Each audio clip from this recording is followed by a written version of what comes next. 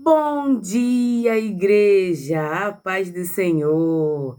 Leitura bíblica de hoje para darmos continuidade à nossa série de devocionais. Nosso quarto episódio de hoje da nossa série de Quem é Deus? O Deus que se fez homem.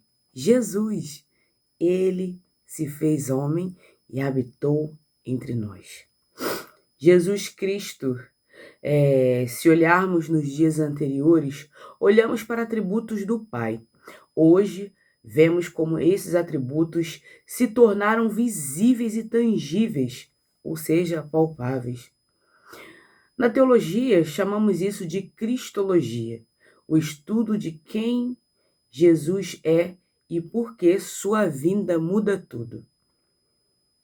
A maior revelação de quem Deus é aconteceu quando ele vestiu-se pelo humano em Jesus Cristo.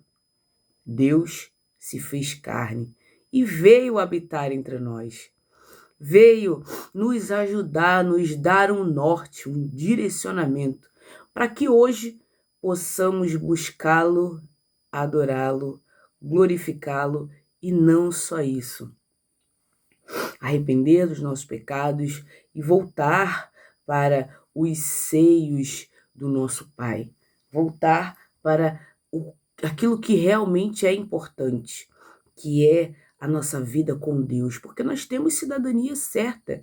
Nós, crentes, temos a cidadania do céu, ou seja, um dia viemos de lá e um dia voltaremos para lá, caso fizermos as coisas certas, as escolhas certas. Mas vamos começar com os nossos versículos de base para a gente destrinchar as escrituras sagradas. João, capítulo 1, versículo 1. Como foi dito lá no primeiro dia do nosso devocional, eu trouxe à luz esse versículo. Hoje nós vamos estudar esse versículo um pouco mais a fundo. No princípio era aquele que é a palavra. Ele estava com Deus e era Deus. João escreve um prólogo cósmico. Ele não começa com o nascimento de Jesus em Belém, mas com a sua existência antes do tempo. Ele apresenta Jesus como Logos, a palavra, a razão e a ordem por trás de todo o universo, de toda a criação. O uso do era Deus, Theos en ho Logos, afirma a coeterna divindade de Jesus. Ele não é uma criatura de Deus, mas o próprio Deus em sua essência. Estar com Deus indica uma distinção de pessoas, mas uma unidade de substância. Três que formam um e que trabalham de forma independente, mas que estão coligados em um único pensamento. É difícil da gente pensar isso, mas quando a gente olha pela esfera da fé, pela esfera da crença, de dar crédito, a gente consegue enxergar. É como um símbolo do infinito, que não tem começo e nem fim. Deus, Jesus e o Espírito Santo são como isso. Não são, mas são como. Porque um está ligado ao outro e um faz as coisas do outro. Ambos são Deus. Todos são Deus. E isso é algo tão fascinante, porque vamos pegar aqui uma empresa. Uma empresa funciona com um único objetivo, certo? Mas é setorizada por vários setores. Acredito que Deus seja dessa forma. Ele é um único pensamento com Jesus e com o Espírito Santo.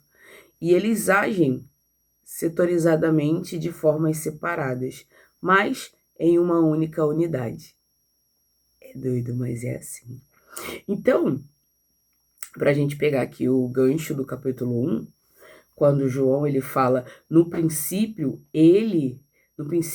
era aquele que é a palavra, ou seja, no princípio da criação, antes mesmo de tudo existir, Jesus estava com Deus. Como vimos lá em Gênesis capítulo 3, Quando Deus ele fala, o ser humano tornou-se conhecedor como um de nós. Ou seja, o ser humano tornou-se conhecido de tudo, de todas as coisas, do bem e do mal, assim como Deus.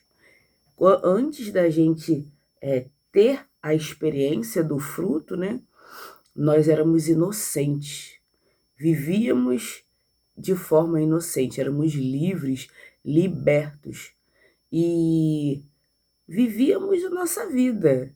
Eu queria ter vivido aquela época, porque eu ia chegar e ela ia falar, dar um papo reto nela.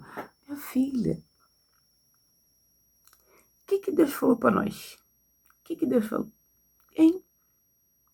Falou que era para não comer, minha irmã, não come não. Hoje em dia a gente ainda come, né? Se for olhar nossa vida, hoje em dia a gente, depois da palavra, depois da correção, depois do direcionamento certo, em alguns casos, a gente até erra. Mas olha, Eva, tu era inocente, Eva, tu não tinha que ter comido nada.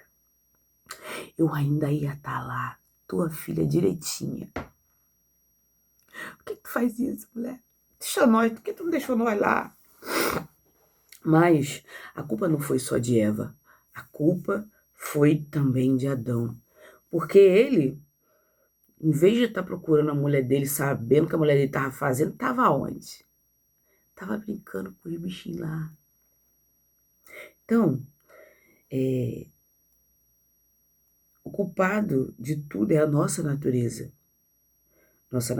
caída, que queremos sempre aquilo que é novo, aquilo que é diferente, aquilo que foi proibido. Hoje em dia agimos da mesma forma. Hoje em dia somos Evas e Adãos, que acabam fazendo as coisas do seu jeito. Mas é que o nosso foco principal é Deus estava com Jesus. Deus era Jesus.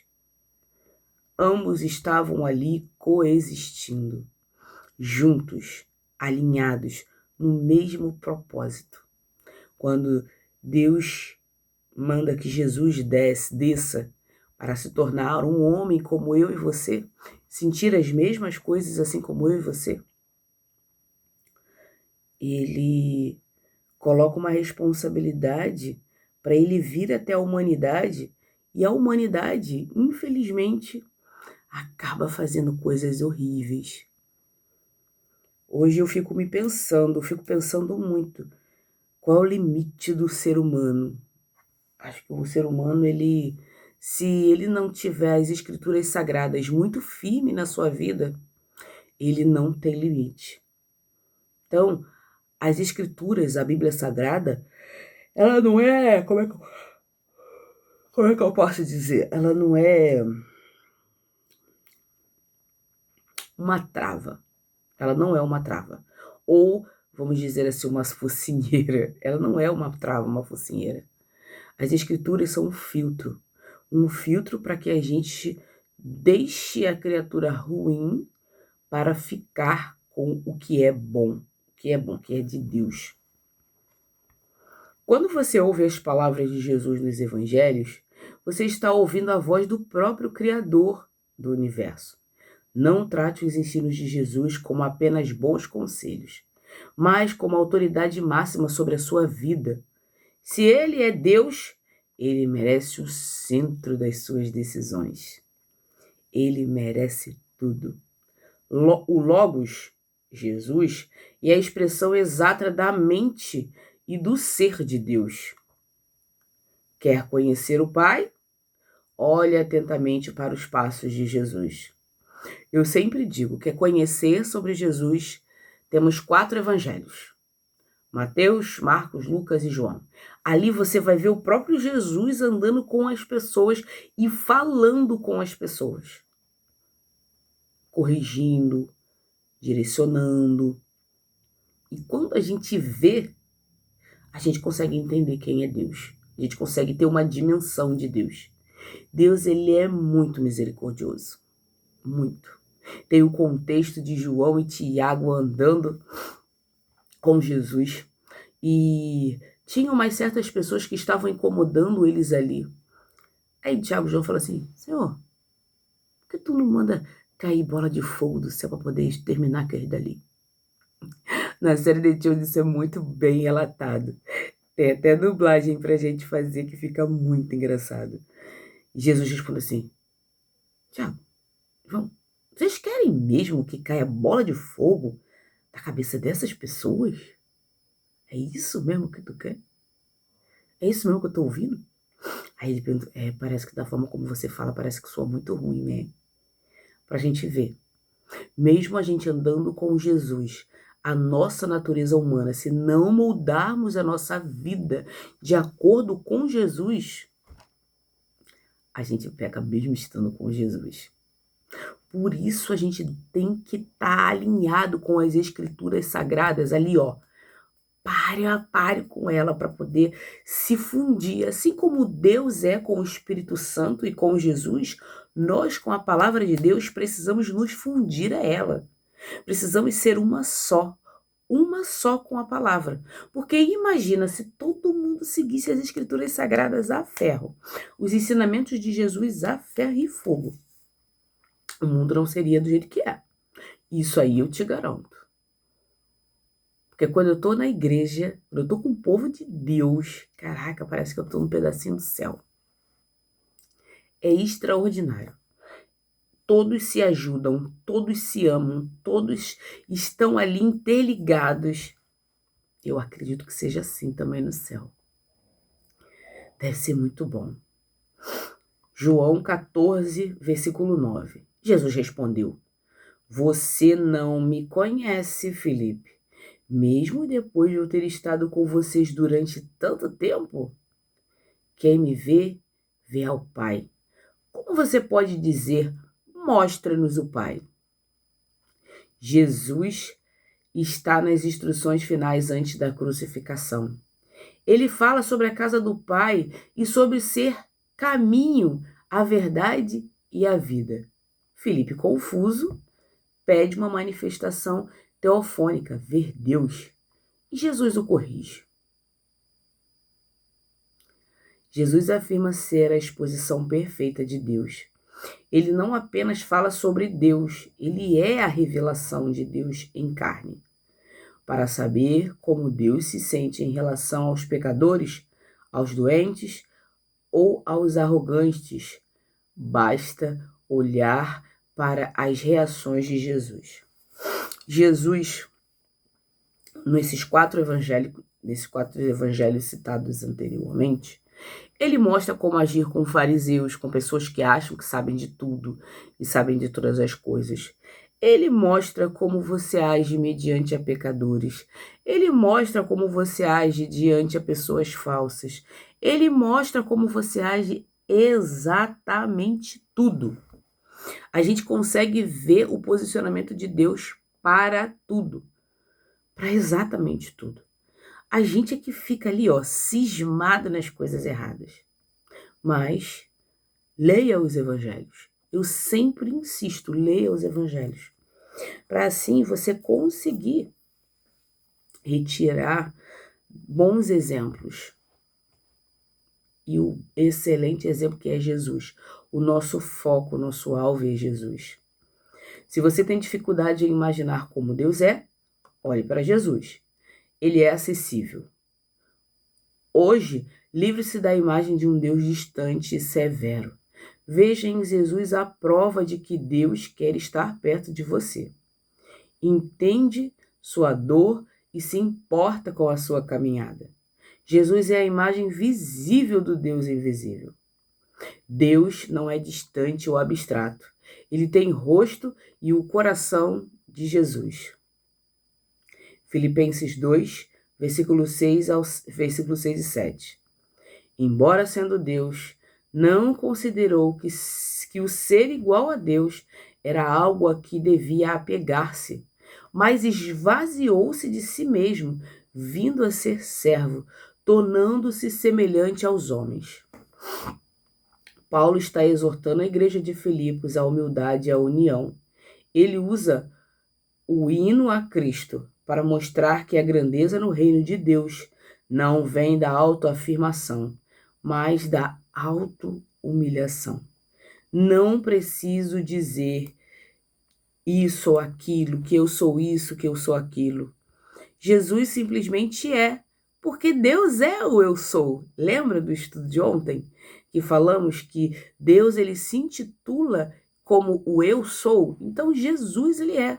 E isso é muito importante para a nossa vida, muito importante para o nosso direcionamento, muito importante para a nossa caminhada, para a nossa jornada, muito importante para tudo. Esvazie-se de você. Retire de você essa autopromoção, porque eu sou bom, eu sou bacana, eu fiz, eu deixei de fazer, e troque para Deus me ajudou, Deus me abençoou. Se não fosse por Deus, eu não conseguiria. Porque temos o hábito de dizer que somos algo ou alguma coisa, mas na verdade, somos nada não. Somos apenas o reflexo de um Deus maravilhoso que cuida e nos dirige nossas vidas em todos os momentos. O termo esvaziou-se, kenosis, não significa que Jesus deixou de ser Deus, mas que ele abriu mão de seus privilégios divinos e da sua glória visível para assumir a fragilidade humana. Ele trocou o trono pela bacia de lavar os pés. Jesus lavou os pés dos apóstolos. Jesus abandonou a sua divindade para nos resgatar. E é isso que devemos aprender. Esse é o principal ensinamento de Jesus. Abandonar nossos desejos, nossas vontades em prol do próximo, do outro, em prol do ser humano. Porém, temos o péssimo hábito de querer ser alguém melhor do que o outro, de querer mostrar nossas vitórias, nossas bênçãos, mostrar nossas conquistas. Mas tudo é para a glória de Deus. Se não for para a glória de Deus, não adianta. Tudo é para a glória de Deus. A atitude de Cristo deve ser a nossa. E a nossa atitude deve ser a atitude de Cristo deve ser a nossa. Devemos aprender a ser como Cristo.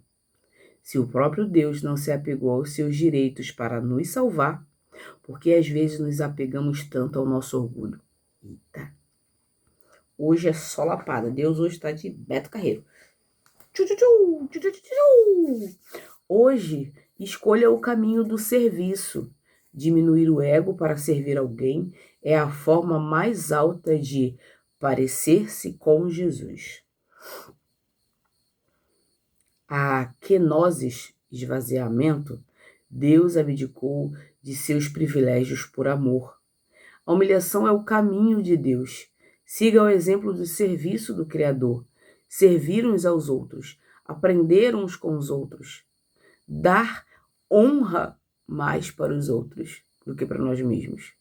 Queremos tanto honra que ficamos presos em nossa inutilidade. Hebreus capítulo 1, versículo 3. O Filho é o resplendor da glória de Deus e a expressão exata do seu ser, sustentando todas as coisas por sua palavra poderosa. O autor de Hebreus está provando que Jesus é superior aos anjos, aos profetas e a Moisés. Ele começa com uma declaração majestosa sobre a supremacia do Filho. Resplendor indica que Jesus é para Deus o que o raio de luz é para o sol. Expressão exata, character, refere-se à marca deixada por um selo em uma cera. Jesus é a impressão digital de Deus na história humana. Além disso, ele sustenta o universo, o que significa que o cosmos não desmorona porque ele o mantém unido. Nada na vida está solto. Se Jesus sustenta as galáxias com uma palavra, ele tem poder suficiente para sustentar a sua vida, sua família e sua saúde, tanto física quanto emocional. Descanse na soberania de quem mantém o universo em ordem. Se ele sustenta o todo, ele sustenta você. Eita Deus! Quantas vezes a gente fica aqui preocupado? Será que eu vou conseguir pagar a conta? Será que eu vou conseguir aquele emprego? Será que eu vou conseguir uma vida melhor? Será que eu vou conseguir? Será? Abandone o será por se for a sua vontade, Deus. Se o Senhor quiser. Se for a sua vontade, me ajuda. Abençoa. Faça por mim o teu querer. Troque o se pelo Troque o talvez pelo se for a sua vontade. Se for a sua vontade, me coloca no centro da sua vontade. É isso que eu quero. Queira estar no centro da vontade de Deus. Jesus não é uma cópia. Ele é a mesma essência divina manifesta.